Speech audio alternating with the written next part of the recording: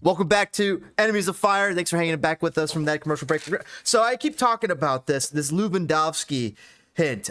Guys, Lewandowski is not coming to the Chicago Fire.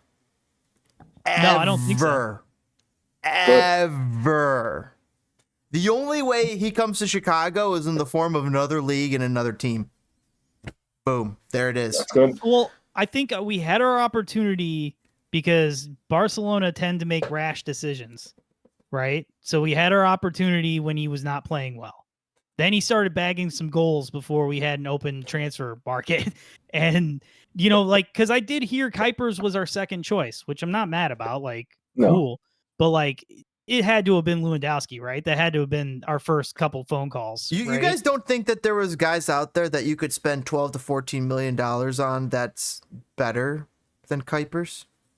Let me word it this way. Yes, but no. Would they come? Would they want to go to Chicago? Well, yeah. I think the one thing that Joe understands that I really like is he's not trying to get your over-the-hill guys.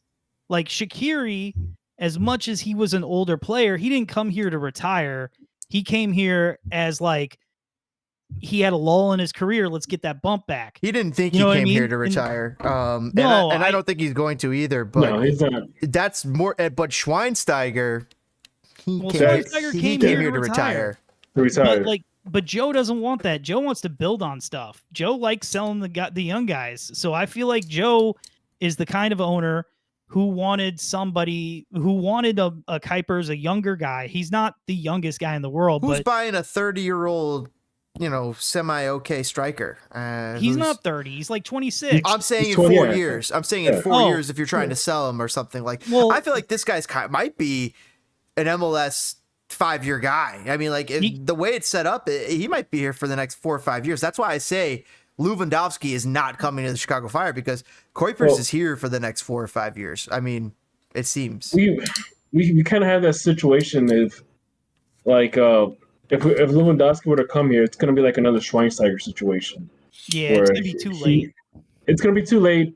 He's probably going to be pretty good in the first season, and even then, when I say that's with a grain of salt, because we were probably saying the same thing with Shaqiri. What if we were to bring him in, pay him a crap ton of money, and he only scored 6 goals? I mean, the only I know I know a lake and a couple rivers. No, I'm kidding. But but no, seriously, you're totally right. Like, what if he comes and just busts? Speaking of potential bust, I was reading that Luis Suarez can barely play soccer with his kid. And here he is on the side, is he going to get through this MLS season?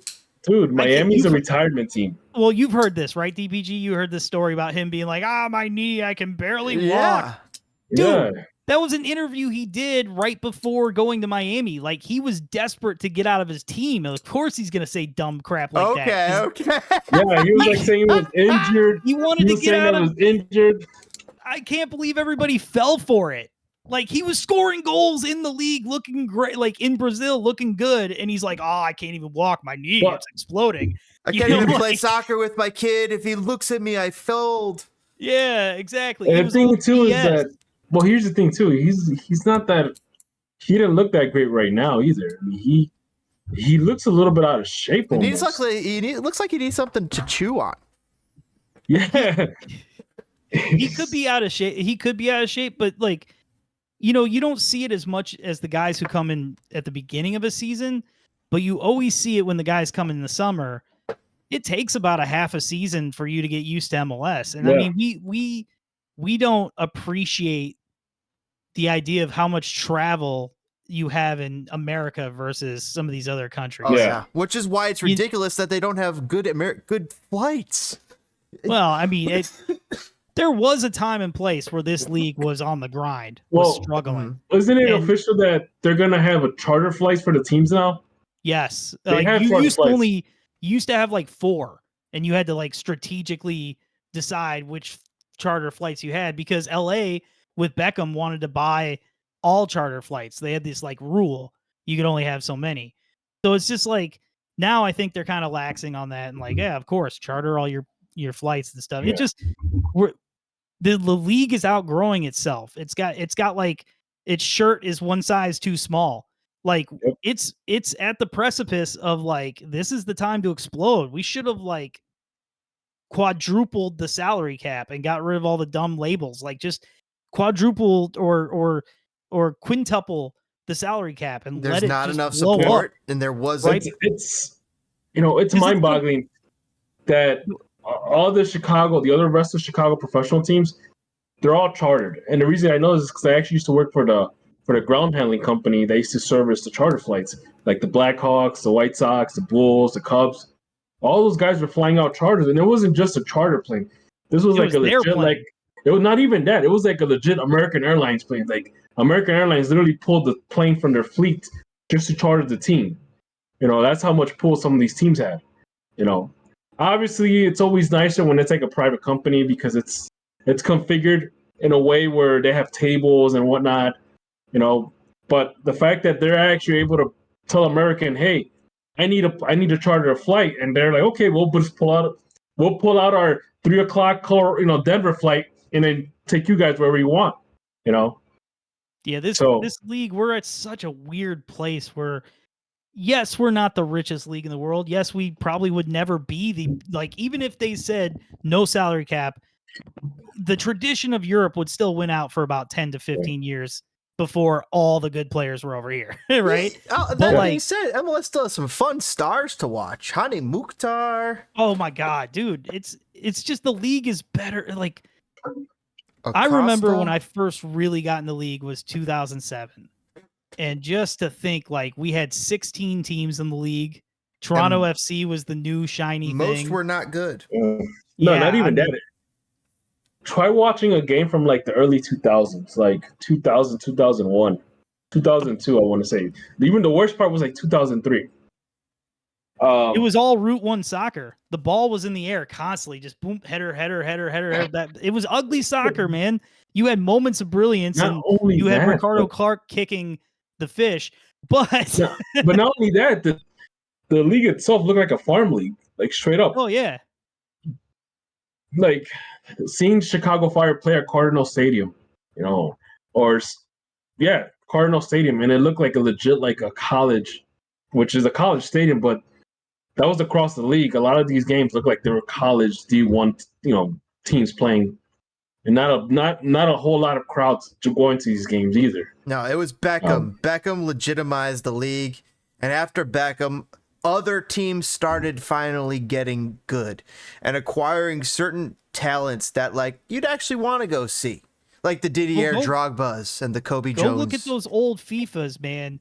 You want to talk about some good teams? The Chicago Fire had some big name players. Lubos, you know what I mean? Some huge players. Yeah. Well, think about it this way. I think I was reading a book about MLS, the history of MLS, and I think that at the end of either the 2002 season or 2003, the league was going to fold. They were already saying we're done. Yeah. They got rid of the two Florida teams, and they were we're done. That's it. We're going to fold the league. We're going to go back to, grassroots level soccer. They cut off the limb to save the body, and it worked. Well, and that's the thing is, like, Don Garber came in and saved the sport. He's not the one to usher. He's not the one to usher it forward.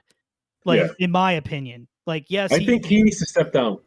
I do. I agree. I think retire. Yeah, step down. Be done. Who's next? It's going to be Nelson Rodriguez, guys. Be careful what you wish for. No, don't even say that. He fails right up. Gucci on Yewu. Let's get him. You need to bring someone that's going to take the league to the next level. Right. Like, push it further. Don Garber did as much as he can. He turned this league from a failing, about to fold league into, a billion-dollar, multi-billion-dollar league now. Some of these MLS teams are worth in the billions now, I think. Well, 1 billion at least. Well, I think LAFC is the highest one at 800 something million, I think. So basically $1 billion, right? Give or take a couple $100 million. House of Cards, though. I mean, this team, soon could it just all fall apart? You think it? I think quite the opposite. I think. Yeah.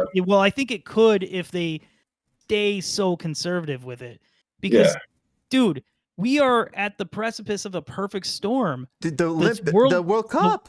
The World Cup, and not only just the World Cup, but the most talented U.S. team we've ever seen. That is true. So what we're talking about is little kids looking up the pool sick, being like, "Oh man, this Kansas City stadium's awesome! I can't wait to see my local team now." You know what I mean? Or like you just mentioned how MLS got started because they literally rolled the back of the USA '94 World Cup. Well, no, it was a requirement. It was a requirement to get the World Cup. It was a requirement, but they literally used that to kind of jumpstart the league. Now we're in a position where we're not jumpstarting the league. We're actually gonna like go from like gas and oil power to like nuclear power. Yeah. Like a nuclear reactor, like type of deal. So you're right. You're gonna have a bunch of kids, say, hey, what team does he play for? Wow, this is a cool stadium. I want to follow my local team. You're gonna have more fans be interested in MLS. Probably the most we've seen since ever. I mean, it's already like that. Like just the league is already so insanely different than it was. It is. Like even think about 2016. Remember how good that Seattle and Toronto team was? It was fun. Yeah. It was fun even though I wasn't a fan of them. But I bet really if we broke it down, there's 5-6 teams better than those two teams in the league right now. You know what I mean? And so speaking of that, 2017, this was when the Fire played Seattle, where we literally beat the hell out of 4-1. That's probably like one of my favorite games of all time because that game was like the stadium was packed. It was like electric in the air. Like it was raucous. It was ruckus. It was nice weather. It was like a warm weather, springtime. I don't even know. But man, we put 4 into Seattle. I think we were like tied 1-1 at the half. Like if there was a time